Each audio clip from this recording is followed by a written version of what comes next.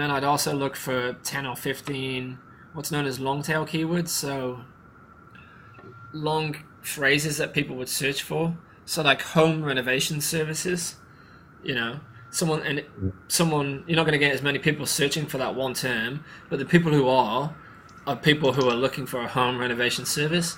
So they're more likely to be actually someone who hires you, you know. Yeah. Whereas the home improvement one before was pretty random and it had videos and stuff in there. So Can you link place names in with that? you can do. So what I would normally do is like SEO on site is you probably put like I don't know, we do home improvement in the Scarborough area, and then it's Yeah. relevant and you mention the term. So you're actually trying to rank for the term that people are typing in, you know. If you were to put home improvements with an S, it wouldn't have anywhere near as many searches for it. Like you might still rank for it, but you got more chance if you were ranking for that exact same word. And because then you'd have Scarborough and stuff in the same sentence, you'd start ranking for it locally as well. It would associate with the area. So now we've got like, so we know what keywords to search for.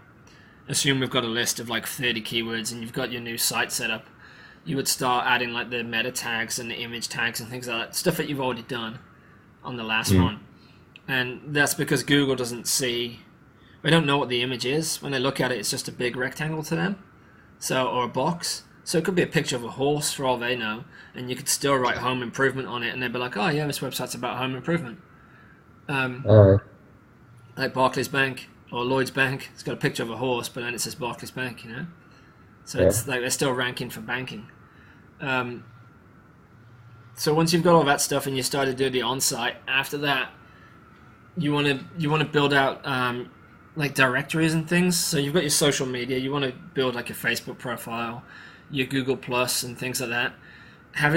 Being registered on Google for it with your Gmail account as well. Really good sign. Obviously, Google owns Google search engine, so it makes you seem more authoritative on it. You can also be added onto Google Place Maps.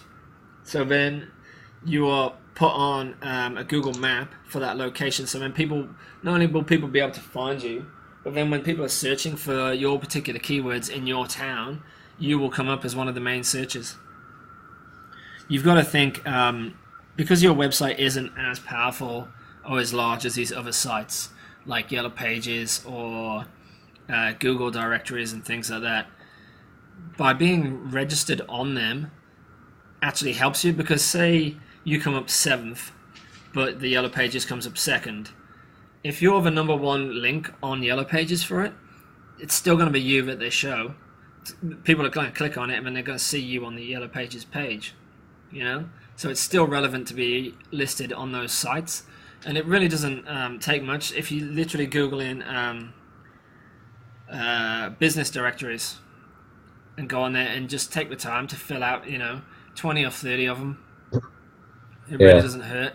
You basically want to create as many links back to your webpage that are relevant without being really spammy. At the same time, you've done your social media. I would look for forums and things like that. And this is a genius way to get links. So you could look for a forum where either people like you are on there, so people in the same industry, or you could enter a forum where it's customers who are looking for advice. So say you go on, I don't know, Yahoo Answers, and someone's looking for a quick way to fix the pointing on their walls. What you could do is you could have information about that, of how to do it, go onto that article and say, hey, I saw you were struggling with this, here's an article I wrote, and when you link to it, they then go to your webpage and read it. It's relevant to what they're after, because people are searching for it and they couldn't find the answer. Not only that, anyone else who lands on that page in the future is going to see your link and then go to your page to figure out how to do it.